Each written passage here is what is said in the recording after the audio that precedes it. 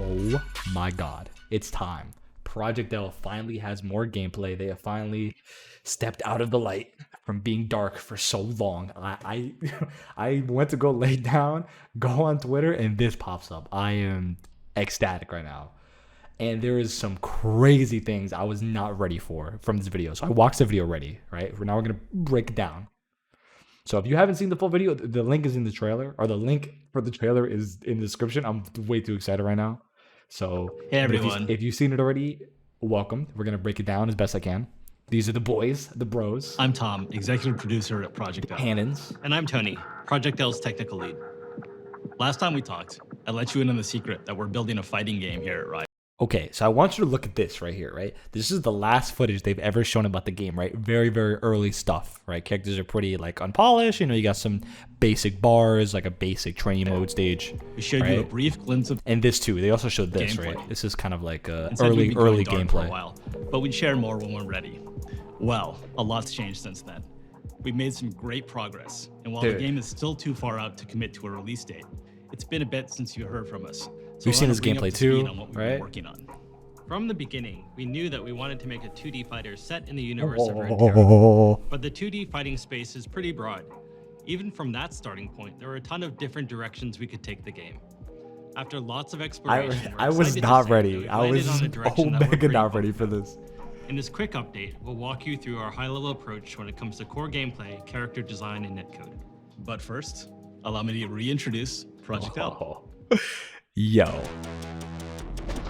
Yo, look at the characters. They're so stylized. This stage is brand new too. I was not ready for the characters to look like this.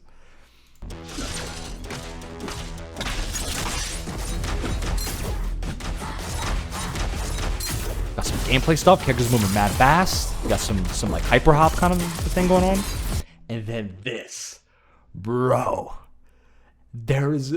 It's an assist game.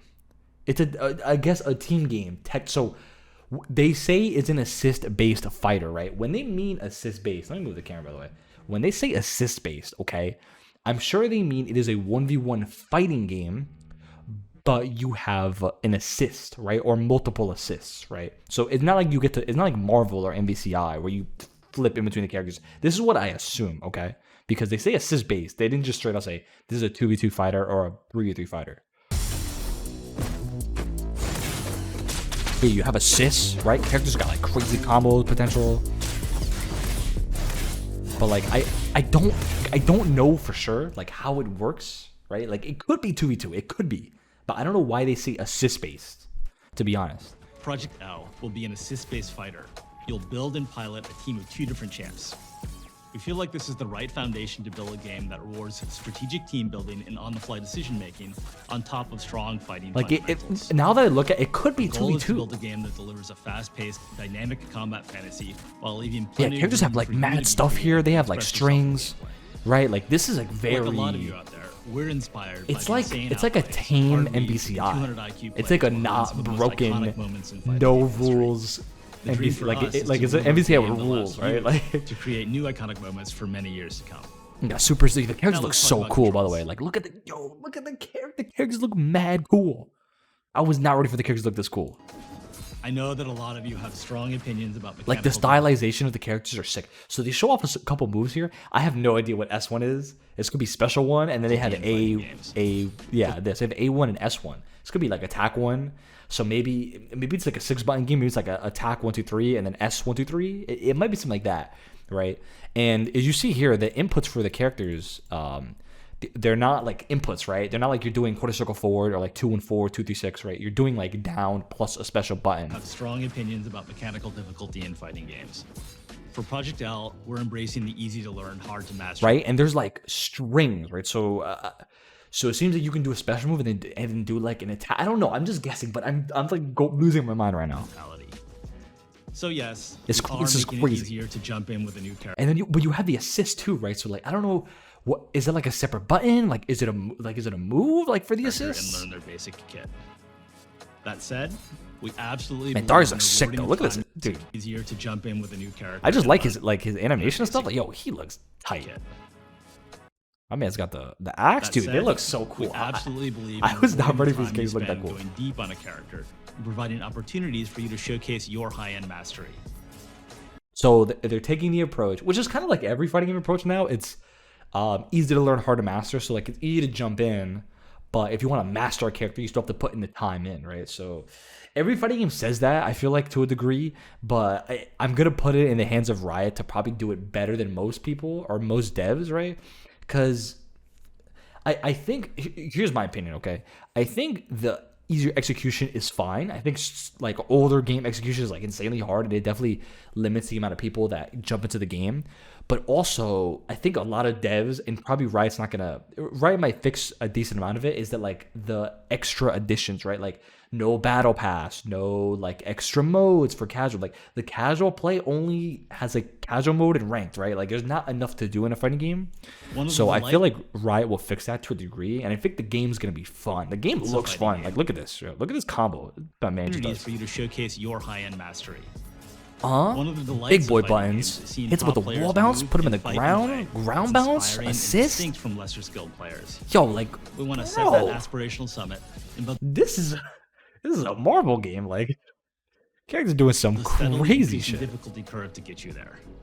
This This is is about a building Marvel game game. where new players have a chance to be the pros. It's about unlocking the fun at all skill levels. Character design, of course. Yeah, the plays a characters big look role in so this. cool. For characters, And you know what's gonna be sick? You know they're gonna have costumes too. Oh my god, there's gonna be goal is to deliver on costumes. the iconic moves that League champions are known for, but adapted to work in a fighting game.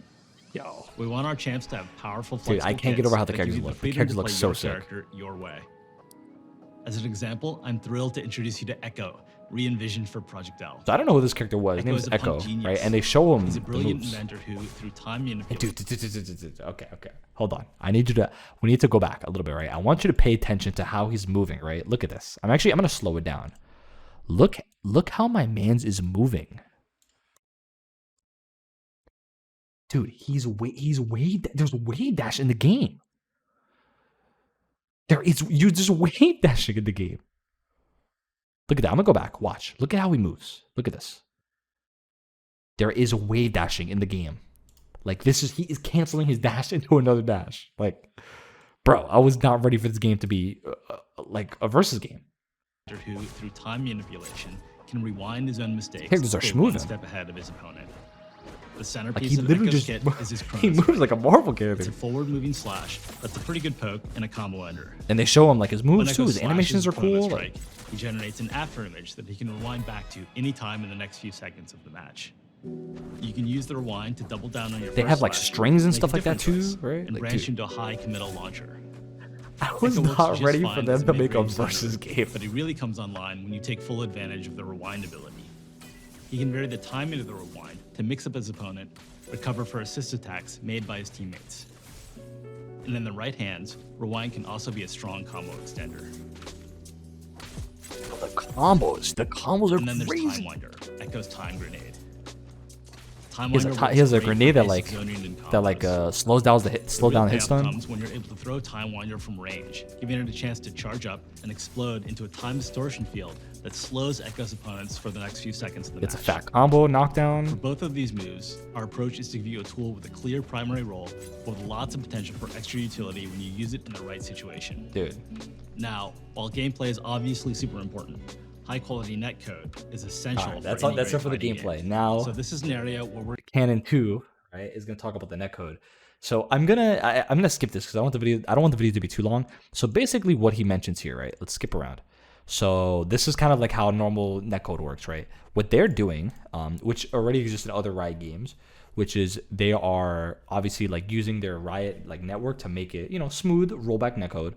But the big thing is, right? players through Riot Direct, our internal network Through Riot Direct, right? already being used to minimize latency in League of Legends and Valorant. So here's the thing: they reuse this technology in other games, but in other games, especially like Valorant, you don't want to fight somebody who's like, or you don't want to be in a server that's like over, like 50, 60, 70 ping. You're getting a little bit dicey, especially for like high level. But in fighting games, right? Fighting games have a little more leniency. Like you could play somebody with 70, 80, 90 ping, and it's still like pretty good, right? Like most Valorant pros do not want to play on that, but fighting game pros, like it's It's you have way bigger range in terms of latency. We're also actively managing a player's connection to their opponent to ensure a consistent, fair play experience. If their connection is laggy or drops packets, their experience will suffer, but yours won't. So that's the big thing, right? Here's like the also a problem with fighting for now, and this is a problem I didn't even think about honestly, is that if something, in America, right, and bigger countries, the connection will eventually be unstable, right? No matter how good the connection or no matter how good the rollback is, there's still going to be unstable stuff, right? But with this, they're making it so if you have good connection, like myself, right? I have insane internet, but if your opponent doesn't, you will not suffer from this. Like, in theory, you will not suffer from their bad internet, right? They will have to deal with it. And if someone rage quits in the middle of a match, our netcode will determine who should win and who should be penalized. Right? This is also a big part. I love this. I cannot stand this. The word. I hate people who just quit. It annoys me because there is no penalty. So many games have literally no penalty for this, but in Project L, they are going to reward you with the win, and then they're going to penalize the person that leaves, right? There's the thing also, the penalty is cool, but it rewards you the win, which is awesome, because I'm so sick of them leaving. I waste my 2 minutes of a match when I could be fighting somebody else, right? But now they reward you the win, which I think is the correct thing to do, is you penalize and also reward the person that stayed in the match to win. We're taking netplay very seriously for Project L. It's the primary way that we playtest the game internally, and we're working every day to make sure it's in top shape for the eventual release. We hope you enjoyed the sneak peek. And that's it. All right, that's all they show. Dude. It's a team game. I cannot believe it's a team game. I'm cool. I like, team games. I'm not the biggest fan of team games, but this is Riot. I have a little more faith in Riot in terms of gameplay and just also, the role, but just everything, right? I have a lot of faith in them. I play Valorant constantly. And I think they do an amazing job in Valorant. They're a AAA dev in terms of esports, so I'm super excited. I can't wait for them to show more. I cannot wait for them to show more. All right, I'm cutting myself off there. Hopefully we get some more Project L, and hopefully they give it a name instead of Project L. I want like an actual name soon, but we'll have to wait and see. All right, goodbye. I'll see you guys later. この番組はご覧のスポンサーの提供でお送りします。